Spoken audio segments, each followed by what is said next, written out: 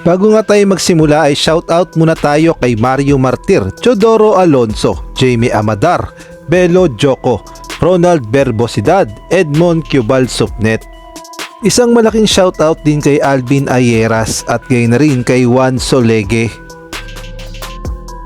Pag-usapan nga natin ang ating national team, ang Gilas Pilipinas. Alam naman nating lahat na pangarap ng bawat Pilipino o bawat Gilas fans na makita na makabuo ang Gilas Pilipinas ng isang napakalakas na solid na lineup na pwedeng ipangtapat sa FIBA World Cup at gayon na rin pwedeng mag-dominate sa buong Asia.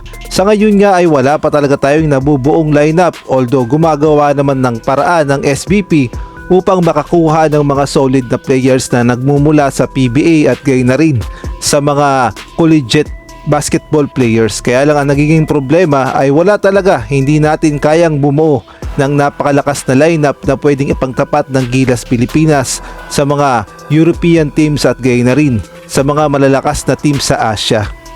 Ngunit hindi naman sumusuko ang SBP sa pagbuo ng solid na lineup ng Gilas Pilipinas dahil alam naman natin na may mga lumalabas o may mga sumisibol naman na mga bagong players ng Gilas Pilipinas, kaya naman malaki talaga ang posibilidad na makabuo talaga tayo ng solid na lineup sa hinaharap.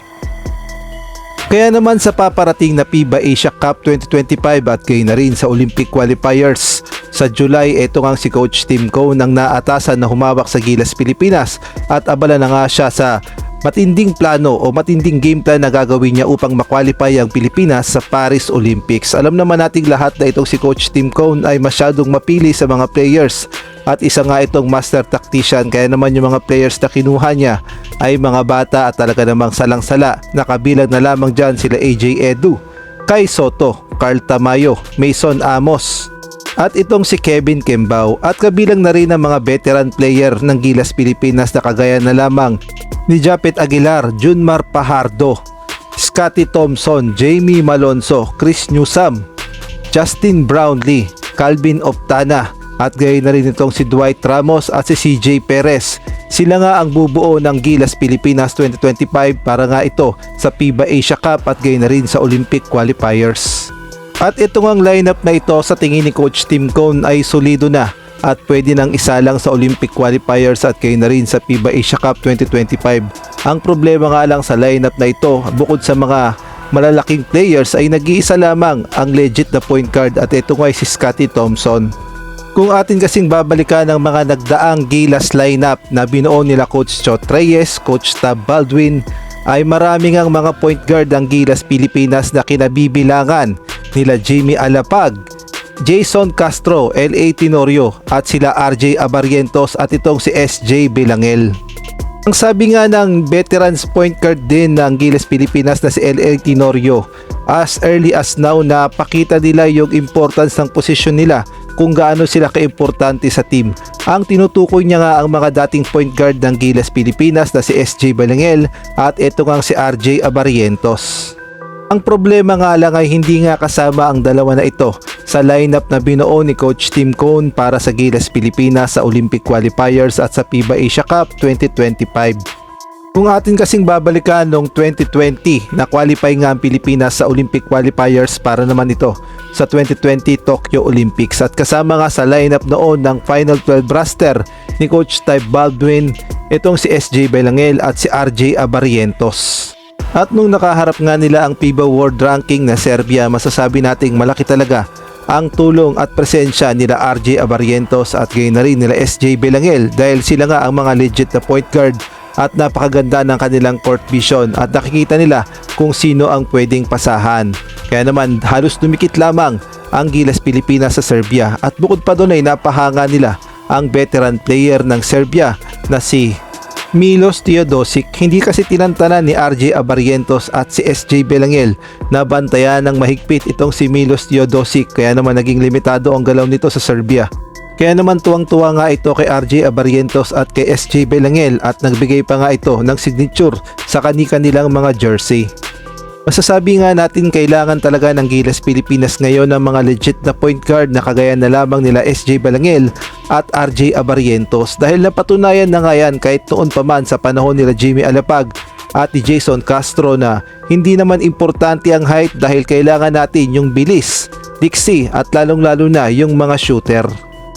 Ganito rin kasi ang ginawa ng Japan sa FIBA World Cup kaya naman nakuha nila ang kanilang mga panalo at tumaas pa ang kanilang ranking sa FIBA World Ranking dahil number 26 na nga ang Japan at hindi na nga natin sila pwedeng maliitin. Kung dati nga ay tinatalo-talo lang natin ang Japan, ngayon nga ay ibang usapan na.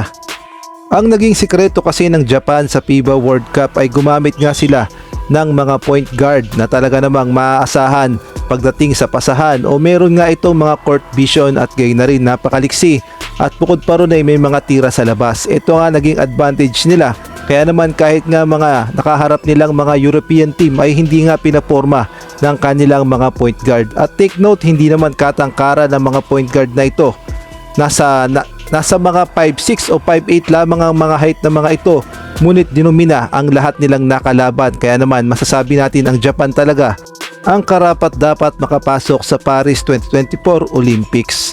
At kung atin nga titignan ang mga height ng kanilang mga point guard kagaya na lamang ni Yuki Tagashi, nasa 5'6 lang pala ito.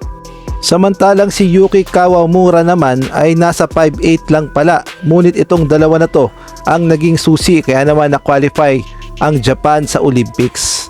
At kung atin yang titignan yung lineup nila sa FIBA World Cup, masasabi nating hindi naman katangkaran yung mga pinadala nilang mga players. Halimbawa na lamang ang kanilang point guard na si Keisei Tominaga na may height na 6'2", Yudai Nishida shooting guard 6'3", at gayon na rin itong si Makoto Hijima 6'3" shooting guard, Yudai Baba shooting guard 6'5", Yuta Watanabe small forward 6'9", Shuta Hara small forward 6'2", Soichiro Inoue power forward 6'7", Hiyotaka Yoshi small forward 6'5", at ang kanilang center na si Yuka Kawamata center 6'8", at itong si Joshua Hawkinson na may height na 6'10".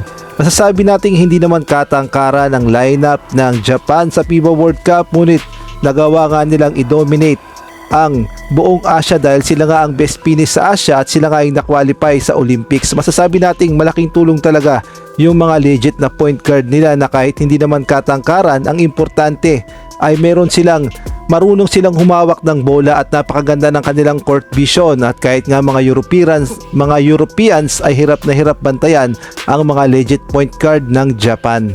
At kung kayo naman ang tatanungin, dapat na bang gayahin ni Coach Tim Cone ang sistema ng Japan? Kailangan ba talaga natin ng mga matatangkad tapos hindi naman effective kontra sa mga Europeans? O kailangan natin ibalik ang mga legit na point guard na kagaya na lamang nila SJ Belangel, RJ Abarientos at iba pang mga prospect na pwedeng gawin point guard ng Gilas Pilipinas dahil ang kailangan natin ay bilis, diksi at may tira sa labas? Maaari kayong magbigay ng komento sa comment section.